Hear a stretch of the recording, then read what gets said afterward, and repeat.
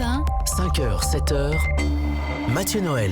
Voici pour les titres de ce 17 juin et l'actu, c'est aussi le salon de la pâtisserie qui s'achève ce soir, porte de Versailles. Y a-t-il une French touch quand on parle de pâtisserie? Est-ce que le secteur recrute? La pâtisserie a-t-elle su se moderniser à l'instar du reste de la gastronomie?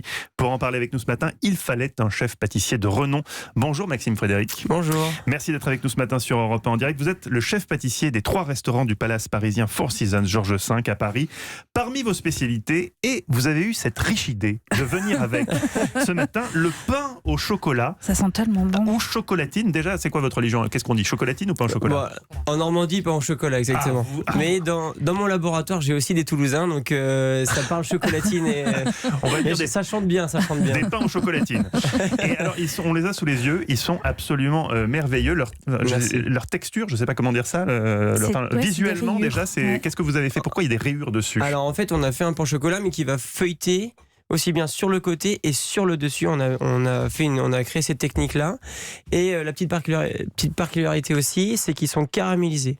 Donc on a fait une poudre de caramel. Vous disiez que c'était un peu trop léger le pain au chocolat. Et donc là, mais c'est une couche très très fine. C'est comme une fine peau en fait de caramel et qui a deux buts, deux atouts en fait, c'est de bien croustiller et aussi de conserver l'humidité à l'intérieur de la viennoiserie. J'explique à nos auditeurs parce que Céline Acosta est en train de décrocher. Elle est à deux doigts de s'évanouir. En fait, j'ai donné l'ordre de ne pas se jeter sur les viennoiseries avant la fin de l'interview. C'est très très dur pour Céline. Est-ce que la pâtisserie c'est une passion? J'imagine que vous avez chevillé au corps depuis longtemps. Vous venez d'avoir 30 ans hier. Bon anniversaire. Ça, merci beaucoup. Est-ce que c'est quelque chose qui est venu sur le tard ou dès tout petit déjà? Oui, dès tout petit. En fait, quand j'ai eu la chance de grandir en Normandie avec toute ma famille et notamment mes 2 grands-mères qui m'ont donné le goût des bonnes choses.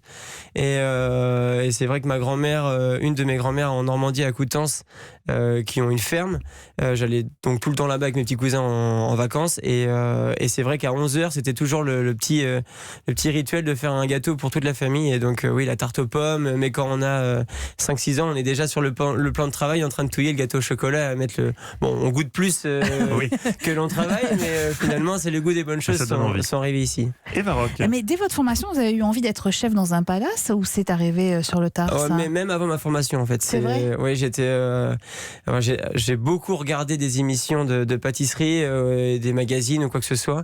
Et j'étais très inspiré par les grands chefs. Et c'est vrai que le monde du palace et le monde des chefs me faisait rêver. Donc je disais à mes parents, je voulais être responsable de la création dans un palace. Alors je ne savais pas ce que ça voulait dire.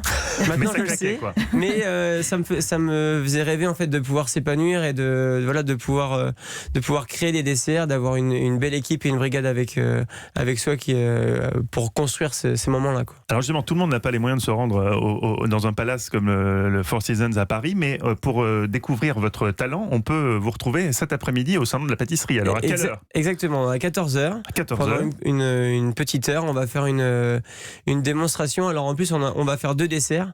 À la base, il devait y en avoir qu'un, mais bon, c'était mon anniversaire hier, donc je voulais faire une petite fleur à tout le monde. Donc on va faire 2 desserts. Il y a un dessert exclusif qu'on a créé la semaine dernière. On travaillait depuis bien longtemps, c'est un millefeuille. Et on l'a validé la semaine dernière. Je me suis dit, allez, on le présente. Mais pourtant, un millefeuille, c'est classique. Tout le monde a déjà mangé un millefeuille. Qu'est-ce que vous allez pouvoir inventer? C'est un peu comme dans l'esprit du pain au chocolat. Finalement, on a fait plus un millefeuille, mais qui se déguste vraiment à la minute. Il est glacé à l'intérieur. Et il est garni avec au lieu d'avoir une crème diplomate ou une crème légère à la vanille, c'est un riz au lait. Pardon, je suis décédé. Donc, ça fait extrêmement envie. Un mot de ce salon de la pâtisserie qui s'achève donc aujourd'hui porte de Versailles. Un salon sur lequel a déferlé apparemment une nouvelle tendance dont on parle beaucoup dans la société, le sans gluten. Quel est votre regard sur cette tendance? Est-ce qu'on peut vraiment faire de la bonne pâtisserie sans gluten ou pour vous c'est un sacrilège? Non, c'est bien sûr que on peut faire des très bonnes pâtisseries et en fin de compte, c'est vrai que moi je suis à la base boulanger, j'ai commencé par la boulangerie, donc forcément le travail de la farine et du gluten, c'est un peu mes bases. Mais en arrivant vers la restauration et on travaille vraiment des textures fines et délicates. Et en fin de compte, on se rend compte que certaines farines, typiquement la farine de riz ou bien d'autres d'ailleurs, apportent des textures vraiment intéressantes. Notamment, on a une farine de riz noir qui est à peine tamisée, donc il y a encore une fine semoule de riz, de grains de riz dedans qui va donner du croustillant et c'est vraiment intéressant. Même quand vous me parlez du sans gluten, vous me donnez envie. Ce qui est exceptionnel. Je terminerai par une question toute personnelle. J'ai l'impression que ça exige beaucoup de précision, la pâtisserie, plus que la cuisine en général. Par exemple, dans une sauce, qu'on mette 100 ou 120 ml de vin, ça va pas changer grand-chose. Moi, quand j'aide ma compagne qui adore la pâtisserie à faire un gâteau, si sur la balance, il y a 99 grammes de farine, on recommence jusqu'à ce qu'il y ait 100 grammes. Ça nous fait perdre un temps fou le week-end. Vous pouvez lui dire là sur Europe 1 qu'on s'en fout, 99 c'est comme 100. Oui, exactement, c'est quasiment pareil. On est quand même, c'est pas si précis tout que ça. Dépend l'ingrédient. Oui, mais c'est quand même de la chimie, c'est vrai. Vous pouvez pas vous amuser à faire ce que vous voulez avec une recette. C'est ça. Mais c'est vrai que il y a la différence qu'il y a avec la cuisine, c'est que la pâtisserie, en fin de compte, on va partir de matières premières, mais qui sont difficilement mangeables brutes, c'est-à-dire de la farine, du sucre, un œuf.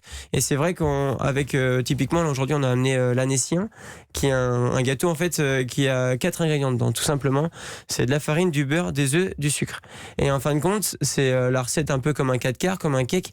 Et on se rend compte qu'avec 4 ingrédients, on est capable de faire une multitude de recettes différentes, aussi bien passer par une crème pâtissière que par un gâteau ou une madeleine. Et c'est ce qui fait en fait le charme de la pâtisserie, c'est qu'il y a une multitude de champs d'action.